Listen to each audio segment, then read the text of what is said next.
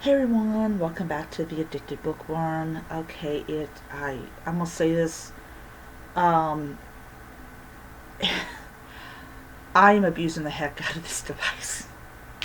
But I wanted to get this book done because I've got a book that is 1 week away from coming to me, and I want to have a slot open for it. Um, so I finished In the Company of Witches by um, Auralee Wallace. So yeah, I'm gonna say this device is perfect for doing ebook reviews. I love it. But anyways, so this is a 48 chapter book, and it is the first book in the who's called the B&B Witches, or I think it's B&B Witches, and it takes place in this, I believe it's a coastal town. Most of your cozy mysteries take place in like coastal towns or small towns, things like that. And it centers around the Grave sisters, the Graves family. Every one of them have some kind of magical ability, and our main character, she has the ability to give messages to those that have passed away, to the living. But one of the things that really haunts her is that her husband Adam, she never got his final message, and it has really, really caused her a lot of problems. So in this one, a woman named Conscience, I know I'm mispronouncing her name.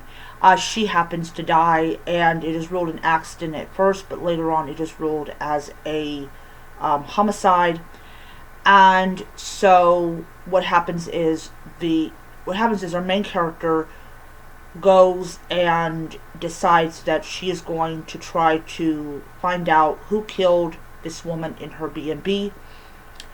And as it progresses on, we have all the usual antics that comes with being in a very large household, mostly women. There's a guy called Gideon, or is it Gideon? Once again, I think I'm mispronouncing his name. But anyways, so we actually, I think it's like chapter 32 or 33, we find out who the killer or killers are in this case. And we find out that there's all sorts of like things that the killer or killers, in this case there's 3 of them, did. And also during the course of it, things start like falling on the floor and doors start closing, and our main character believes that this is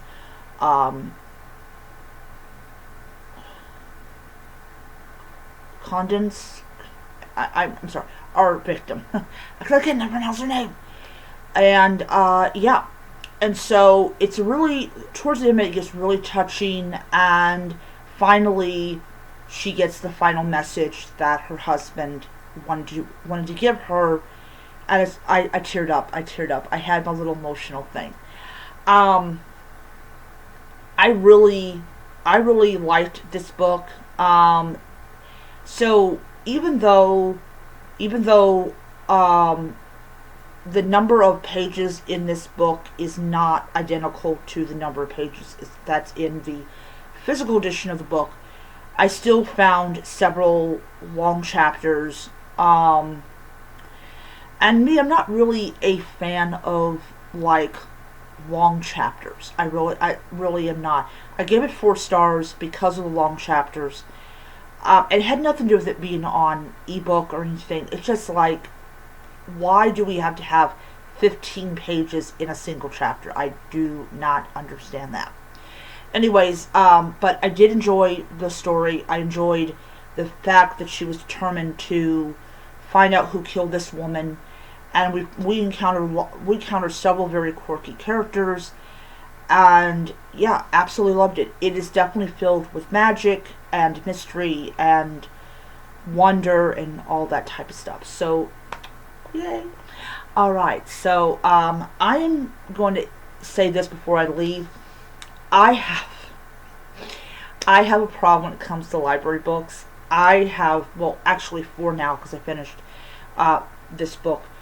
But it's like I always borrow like the maximum on ebooks from the library. I have a problem and I need some help. Anyways, yeah. So I am about I'm about 6 chapters away from finishing once again the first Amelia Peabody mystery. So when I get done with that book, I will come back and do a review. And yeah, alrighty, I'll see you guys around. Bye.